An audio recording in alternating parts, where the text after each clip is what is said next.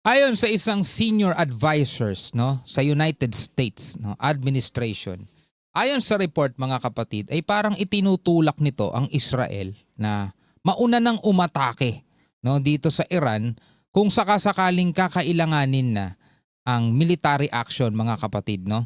Pag-usapan natin to. Naku po. I'm just a young nigga chillin' on it. First time I seen ice was a Alright, magandang araw sa inyong lahat. Welcome ulit sa ating bagong video, reaction, review, commentary, opinion, criticism at kung ano-ano pa. Ang nagiging topic po natin ngayon is yung mga nagbabadyang mga kaguluhan dito sa Middle East. Hindi lang dyan maging dito sa Southeast Asia, dito sa Indo-Pacific region. Ito yung binabantayan natin na may malaking impact kasi yan sa pandaigdigang merkado, ekonomiya. Malayo man tayo mga kapatid dito sa Middle East, alam naman natin na kapag ka nagbago ang presyo ng mga krudo, langis, apektado pati mga pangunahing bilihin, 'di ba? Na alam naman nating daily needs natin. So eto na nga.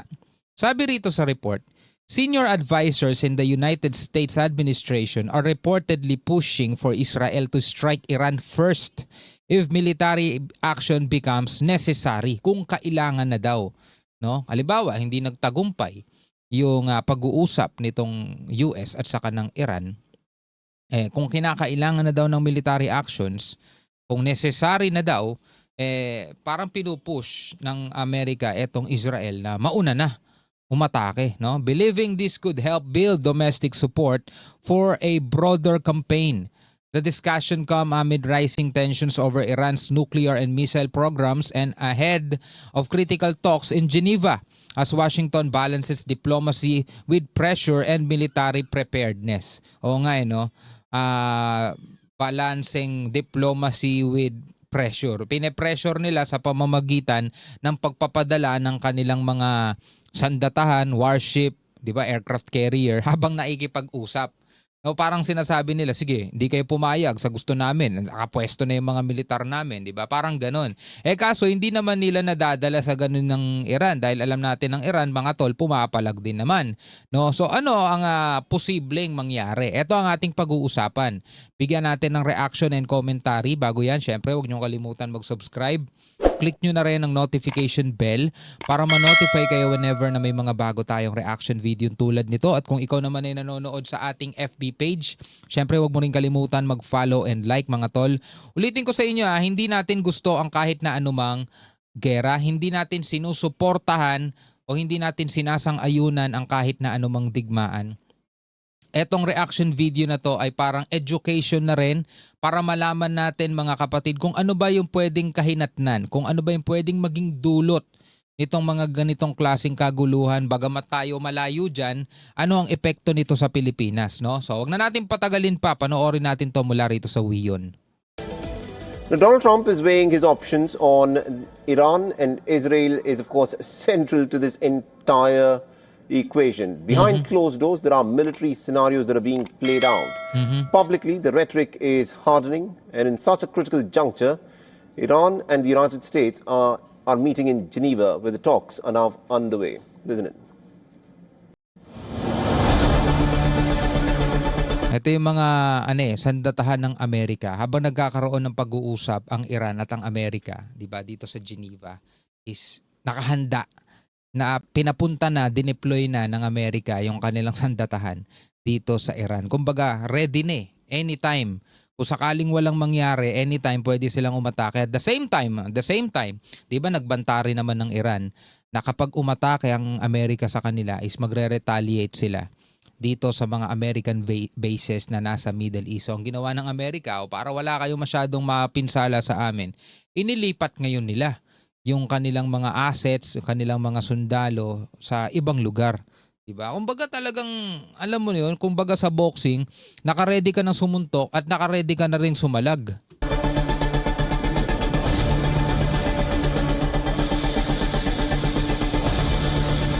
The aircraft are in position. Are in position daw. Second American aircraft carrier is in strike position.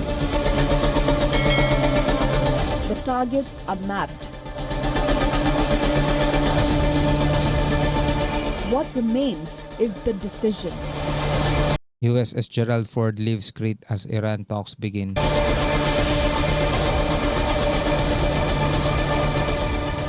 According to reports, President Donald Trump has discussed the possibility of Israel taking the lead in a potential strike on Iran. Israel's taking lead, no, sa potential military strike. So ang gusto ng Amerika, parang sinasabi ng Amerika na pangungunahan na ng Israel. Etong Israel, mga tol, walang duda, talagang gigil yan, 'di ba? Bago pa nga magsimula itong pag-uusap ng Amerika at saka ng Iran, sinasabi na ni Netanyahu, huwag na kayo maipag-usap dyan. Hindi naman mapagkakatiwalaan niyang Iran. Atakihin nyo na, di ba? Ganun yung gustong mangyari ni Netanyahu. Well, tayo, kung ako tatanungin, sana hindi, no? Sana walang mangyaring kahit anong pag-atake, mga tol. No, kasi itong mga leader na to, sila lang naman ang may gusto ng gera eh. Kung tatanungin mo yung mga ordinaryong tao, ayaw nila, gusto nilang mamuhay ng payapa. Makapag-aral, makapagtrabaho, makapamasyal, di ba? Matulog sa gabi nang hindi magigisingin ng biglang pagsabog, di ba? Yun ang gusto nilang mangyari. Itong mga leader na to, ito kasi yung mga talagang gustong mag-away-away lang eh. Nadadamay lang yung kanilang mga mamamayan eh.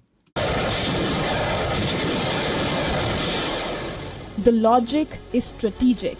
An Israeli first move would reshape the battlefield instantly, drawing in regional dynamics before Washington throws its full weight. The plan is simple. Israel will lead the attack, the Iranians would retaliate, and then the overpowering American firepower comes into play. Parang ganon. Ang game plan, mauunang umatake itong Israel, syempre gaganti ang Iran, mga tol. At pagdating nun, darating na yung isang malakas na puwersa ng Amerika, no? Na kumbaga parang pagtutulungan nila itong Iran. Syempre, alam naman natin, ang Iran, meron din niyang mga supporters, meron din niyang mga backup. Katulad na lang halimbawa nung kanilang mga Houthis, Hezbollah, Hamas, mga ganyan.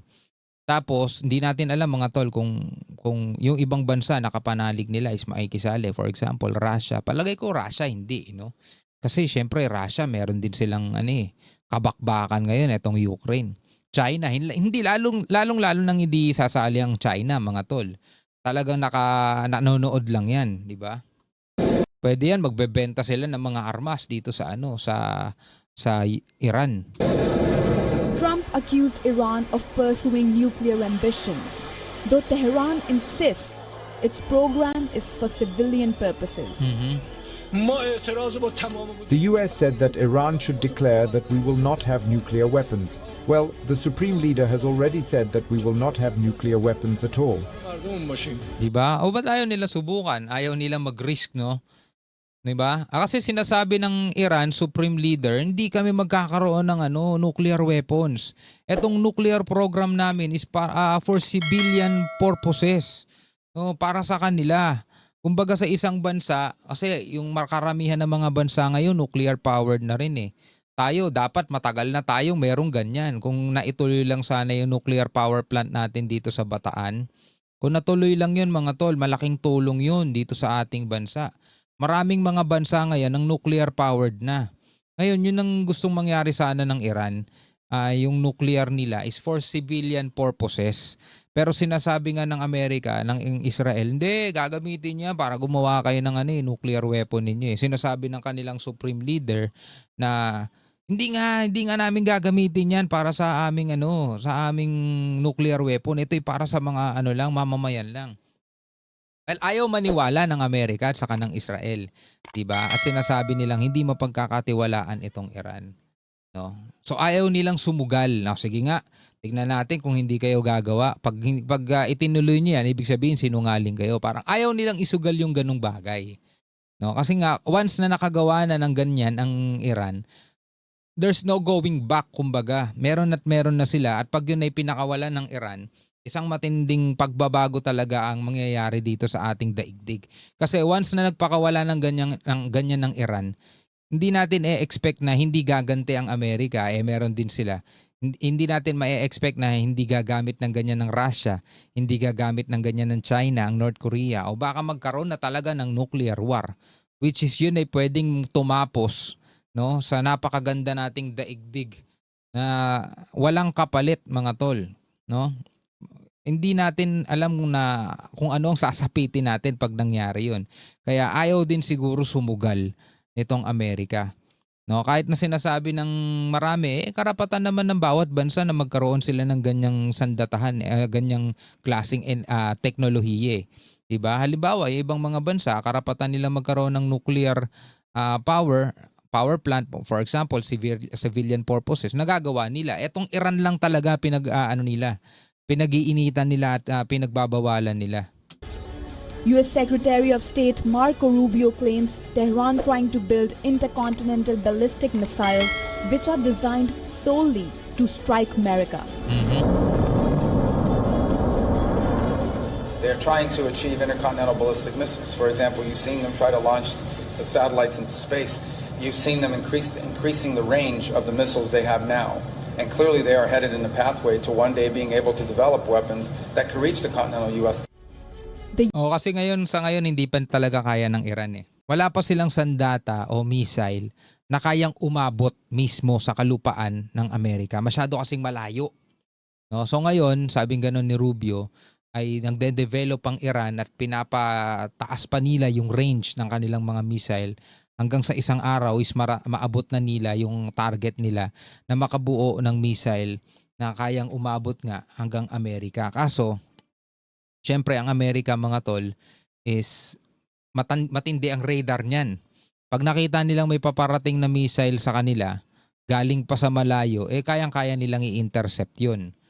So, dapat pag-isipan din ng Iran yun. Bukod sa dapat meron silang missile na kayang umabot sa Amerika, dapat alam nila yung hindi pwedeng ma-intercept yung ganun. Kasi syempre, diba? Technology versus technology yan, mga tol. US and Iranian delegations are meeting at the Omani ambassador's residence in Geneva. UN nuclear chief Rafael Grossi is also part of the discussions. For Israel, the stakes are existential. For Iran, sovereignty and regime survival are paramount. For Washington, credibility is on the line. The military options carries immense risks. Iranian retaliation could target Israeli cities, US bases, and maritime routes. Regional escalation would be swift. Oil markets would react instantly. Yet, the diplomatic track is fragile. Yun nga, di ba? Yung oil market, di ba? Maaapektuhan agad yan, agad-agad, sabing ganun. Ito, balikan natin. And maritime routes. Regional escalation would be swift. Regional escalation, kasama yan. Oil markets would react instantly. Oil market, ito yung dito maapektuhan din tayo eh. Diba? Rito sa ating bansang Pilipinas. Kaya nga dapat alam natin to eh. Kasi minsan yung mga Pilipino kapag nagtataas yung presyo ng langis, diba? Ang sisi agad nila sa gobyerno eh. Diba? Ang sisi agad nila sa mga namumuno eh, diba? Ano magagawa ng namumuno eh kung sa pandaigdigang merkado nagbago ang presyo ng mga krudo dahil nga sa nangyayaring mga digmaan. So dapat alam din natin to eh. Diba? At dapat ngayon pa lang, mga kapatid, na paghahandaan na agad yan ng gobyerno natin, na paghahandaan na. Paano kaya nila mapaghahandaan? Well, sila na nakakaalam nun. Pero at least dapat malaman natin, tayong mga ordinaryong tao, para hindi na tayo sumasali pa sa mga kaguluhan. Diba? Magulo na nga, nakikigulo pa tayo eh, diba? Di yan makukuha sa mga rally-rally, di yan makukuha sa mga welga-welga. Baba ang presyo ng langis, ibaba. Diba? May mga nagsisigawan pa ng ganun. Kasi pag naapektuhan, mga tol, yung presyo ng krudo, presyo ng langis, di ba? Presyo ng gasolina, lahat talaga apektado. Kasi sa transportation pa lang mas mataas na yung cost nun. Ipapatong ngayon nila doon sa mga produktong i-deliver nila. So tataas din yung cost. Syempre, yung mga raw materials, yung mga, for example, asukal, di ba? Pag nagtaas ang presyo ng asukal dahil nga nagtaas yung presyo ng krudo, syempre, yung mga produkto na ginagamitan ng asukal, tataas din. Diba? So sabi ko nga meron domino effect yan eh. Tapos ang magsisisigaw, ibaba ang presyo ng langis, ibaba. Ang nangyayari kasi may nangyayaring gera pala doon sa mga pangunahing lugar na pinagkukunan ng krudo. Hindi natin mapipigil yun. Yet, the diplomatic track is fragile. Trust is minimal, demands are maximal. Trump's calculation now rests on timing and leverage. Push harder to extract concessions, or greenlight a strike that could redraw the region overnight. Threats are escalating, war plans are ready, but the final order has not been given. Bureau Report. Wala pa, hindi pa. At maraming ang naiinip eh. Ewan ko ba dito sa mga kababayan natin may nagko-comment. Ang tagal naman, ba't di pa simulan? Parang mga engot din eh, no? Ano lang tayo, nood lang tayo. Pero wag niyong hilingin. Be careful what you wish for, di ba? Anyway, bilang mga Pilipino, ano ang inyong mga reaksyon o masasabi tungkol sa mga balitang to? Pwede kayo magbigay ng komento. Alright, hanggang sa muli. Ako nga pala si Shobaldi. Peace out.